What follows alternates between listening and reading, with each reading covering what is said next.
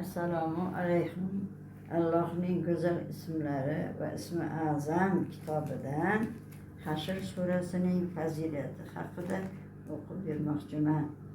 Peygamberimiz sallallahu aleyhi ve sellem bir hadisi şeriflerinde şunday merhamet kılıyorlar.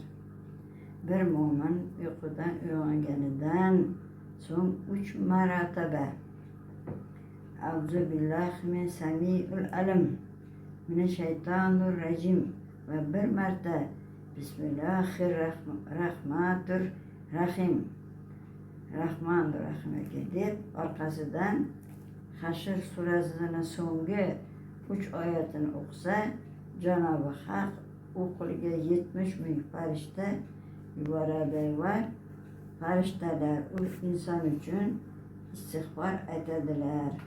Shuningdek, u kishi ko'rinar ko'rinmas balo qazolardan muhofaza etiladi. Agar ushbu sura oqshomdan so'ng o'qilsa, avval 70 ming farishtadan tashqari boshqa 70 ming farishta yuborilib, tongga qadar Allohga uning nomidan istig'for aytib, uni muhofaza qiladilar.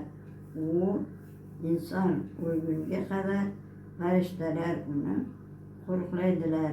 Agar bu suraning hammasini o'qilsa, u inson o'lgan vaqtida shahid savobi bilan vafot etadi.